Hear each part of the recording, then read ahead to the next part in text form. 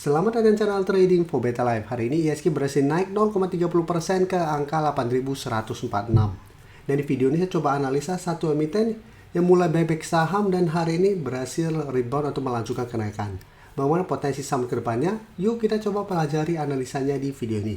Semoga analisa diberikan ini bisa bermanfaat dan membantu teman-teman dalam mengambil keputusan. Untuk teman-teman belum subscribe channel ini, bisa tekan tombol subscribe biar tidak ketinggalan informasi dan analisis saham terbaru yang diupload setiap harinya. Di video ini saya coba analisa saham BRPT hari ini naik lumayan tinggi 7% lebih ke harga 2130. Secara teknikal jika kita lihat memang BRPT saat ini masih bergerak downtrend. Tapi setelah menyentuh harga sekitar 1800, BRPT saat ini mencoba bangkit. Secara teknikal memang menarik karena saat ini berhasil naik di atas 2000. Dan secara candle karena hari ini gap up, 2000 sebenarnya sudah terkonfirmasi break. Dan bisa kita lihat ada satu resisten terdekat di 2200. BRPT baru akan membentuk high low apabila berhasil break 2200 nih. Apabila mencoba break masih gagal, secara pergerakan BRPT masih akan sideways. Dan minimal belum membentuk lower low selama masih kuat di atas harga 2000 atau 1800. Dan jika kita perhatikan di broker summary, asing yang sebelumnya terus masuk, hari ini terpantau malah keluar. Dan kenaikan tinggi hari ini terpantau ini malah ada distribusi. Jadi cara teknikal menurut saya BRPT tetap harus hati-hati. Walaupun 2 hari terakhir terbentuk candle hijau naik lumayan tinggi. Tapi secara tren ini belum ada tanda-tanda reversal, belum membentuk high low. Jadi apabila ternyata besok mencoba untuk break 2200 masih gagal, saya lihat BRPT masih ada potensi untuk kembali turun mengetes harga 2000. Tapi memang saat ini sentimen positif karena BRPT akan melakukan buyback saham. Saham BRPT bisa kita lihat TPA dan cuan juga mulai buyback saham. Jangan total sekitar 3,75 triliun. Jadi BRPT sekitar 1 triliun. Bisa kita baca di sini sekitar 1 triliun. Dan TPA 2 triliun dan cuan itu sekitar 750 miliar. Periode buyback itu 3 bulan sejak 4 Februari ini sampai 3 Mei tahun 2026. Jadi untuk cuan kemarin baru kita bahas, jadi saya tidak bahas di video ini. Tapi untuk BRPT apabila teman-teman punya di harga bawah bisa pertimbangkan take profit apabila gagal break 2200. Atau hold short selama BRPT tidak turun bawah 2000 dengan target berjauh di 2400. Sekarang kita lihat saham TPA.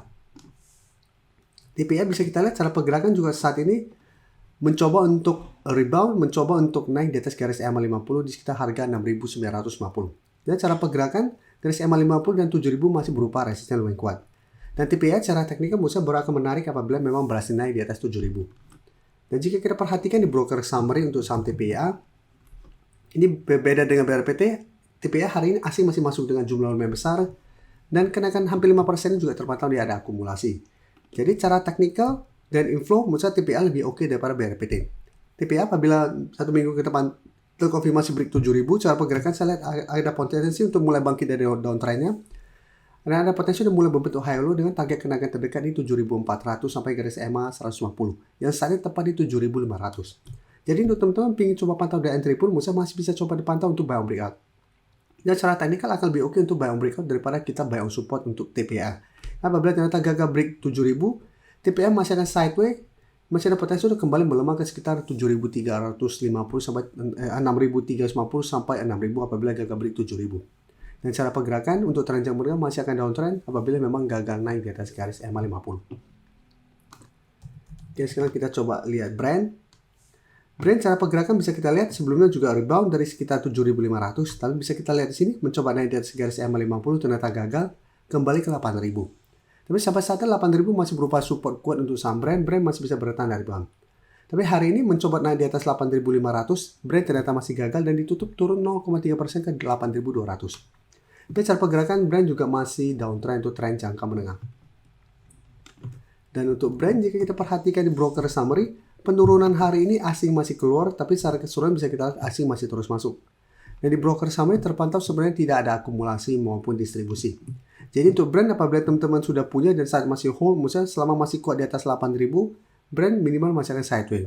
Dan untuk teman-teman ingin coba spekulatif buy, misalnya lebih oke wait and see kembali di 8.000. Apabila brand terkoreksi ke 8.000 masih bisa bertahan, misalnya bisa coba spekulatif buy dan target swing jangka pendek di 8.400 atau hold saya terus dengan target berjauh di 8.800 sampai 9.000. Dan sebaiknya keluar apabila ternyata brand break 8.000 cara candle. Jadi cara candle walaupun sempat tutup di bawah, opening di bawah, tapi cara candle 8.000 ini masih berupa support untuk saham brand.